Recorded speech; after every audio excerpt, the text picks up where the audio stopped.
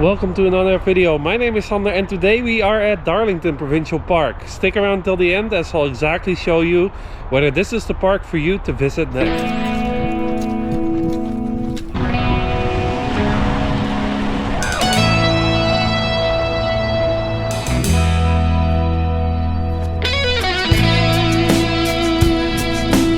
One of the great things about Darlington is the location. You're within an hour from downtown Toronto.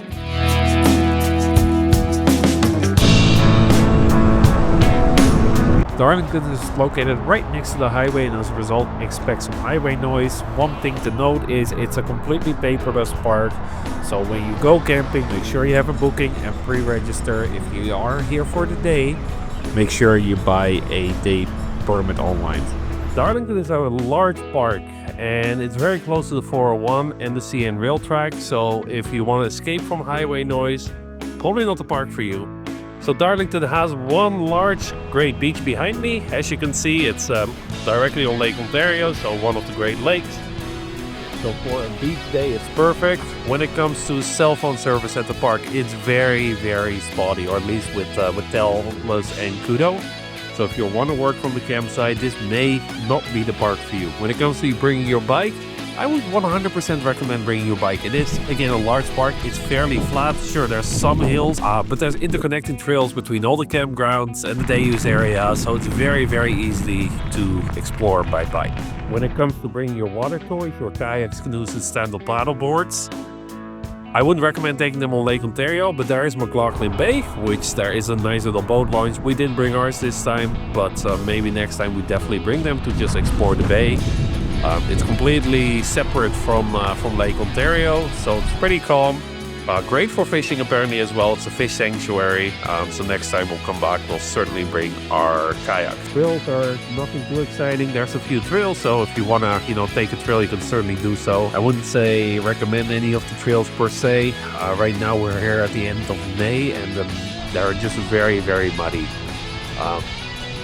So, I mean, definitely for something to do, but I think the main reason why you want to go to Darlington is A, the beach behind me, but B, you're right into the GTA. So if you need any supplies, if you want to take a day trip to the Toronto Zoo, everything is fairly close by. There are 3 campgrounds at the park. First is Hilltop. This is a mixture of electric and non-electric, even though a lot of them are non-electric, and this is the closest to the highway. After that we have Lakeside, which is radio free at all times, all electric.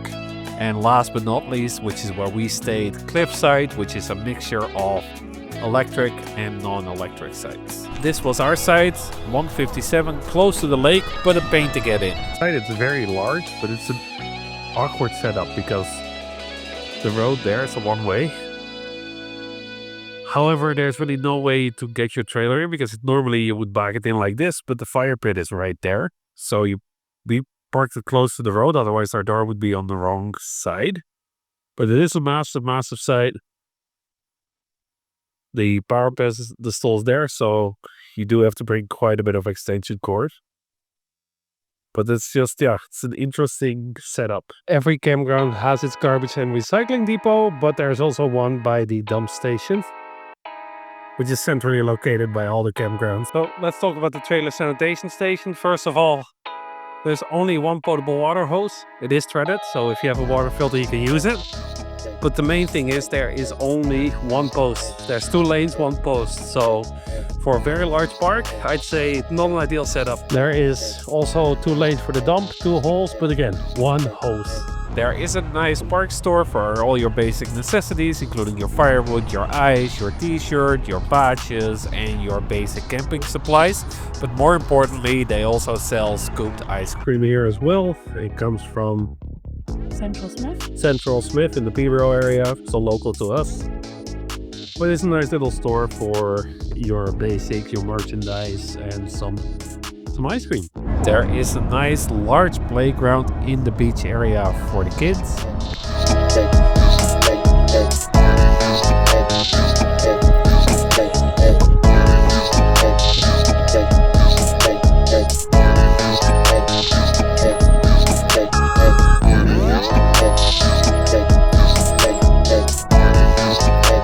right by the playground. There's a very nice grassy area. There's lots of trees, perfect for a hangout on a warm day, a picnic, or even a barbecue.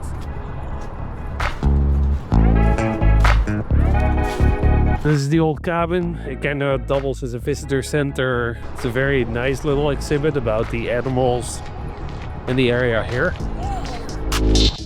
There's lots of parking in the day use area. And again, lots of picnic tables and just a good spot to hang out. Certainly on a hot summer day, right by the lake. If you keep walking in the day use area, you eventually hit the beach. Now the nice thing is it is accessible, as you can see by the blue map. So if you are in a wheelchair, you can still visit.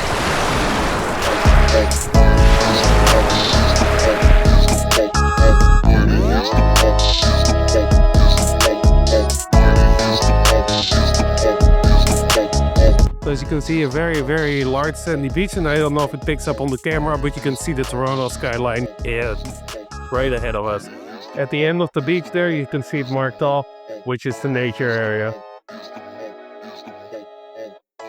They have a section of the beach where it's fenced off, as you can see here, which will be a future pollinator habitats. So you're not able to go there or not allowed to go there. It's right on the beach by the accessibility point. So yeah, if you just want to hang out on a hot summer day, this is really not a bad spot at all. Again, lots of tree coverage, therefore, lots of shade. 2 hours later. Just at Darlington, you're very close to the city. If you need any supplies, groceries, it's really not far, such as the Walmart here. Meanwhile, back in the lowland.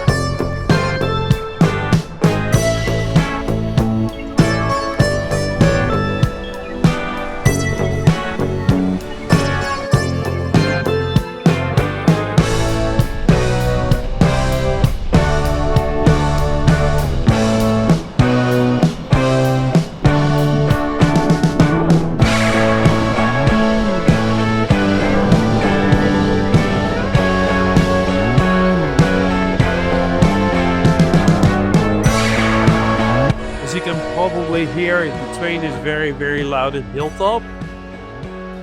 So if you're camping here, get used to the train noise. It's loud.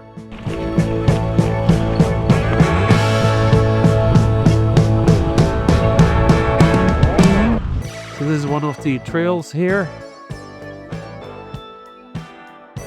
It's very muddy, but it is accessible by bike. Signage is excellent in the park. You always know where you're heading. And with all the rain we have been getting the last 3 weeks, all the trails are just soaked. So if you have a bike, keep that in mind.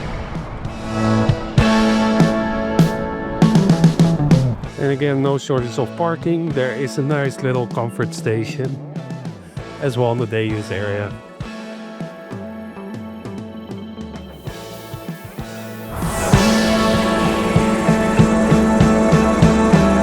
There's a large picnic shelter here, and again lots of parking by the picnic shelter. So again, good place on a hot summer day. Another picnic shelter, and again lots and lots and lots of parking here.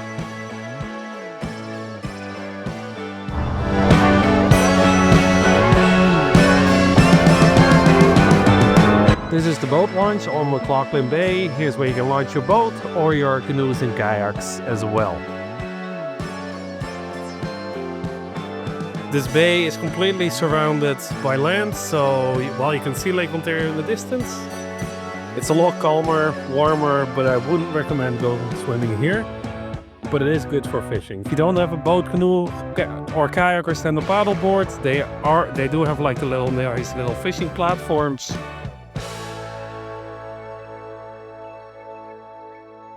Where you can fish. Now the main reason why I suggest you don't go swimming is this stuff right here, which is goose poop. So definitely wouldn't recommend you going swimming here, but for fishing or kayaking or canoeing, it's not a bad spot at all. And literally as everywhere in the park, lots and lots of parking here. Now one thing to note is Darlington is now completely paperless. So you do have the QR codes where you can scan for your day passes, and of course camping you need to reserve. and this is a aquatic wildlife habitat. Now this is a snapshot of all the fish, and they recommended what you can eat regularly, eat less regularly, or rarely. So if you do want to take a snapshot of it, either pause the video or go to ontario.ca/fish guide. And even here there is barbecues and there's picnic tables. So again, very nice spot to just hang out on a nice summer day or do some fishing. This is one of the many trails in the park, the McLoughlin Bay trail. So you can see a variety of species during migration. And you know, overall just a nice trail by the bay, but it's so muddy. So, you know what, I'll have to come back and let you know how the trail is. It's just, specifically with the bike, it's so muddy now. Picnic area 1, and again, lots of green space, nice picnic area, lots of tables. So not a bad place to hang out on a hot summer day. Second part of the Perk trail, this also brings you to the Pioneer Cemetery and the viewing platform, so let's go check it out. So this is the Pioneer Cemetery, not my thing, but if you're interested in that, that's there.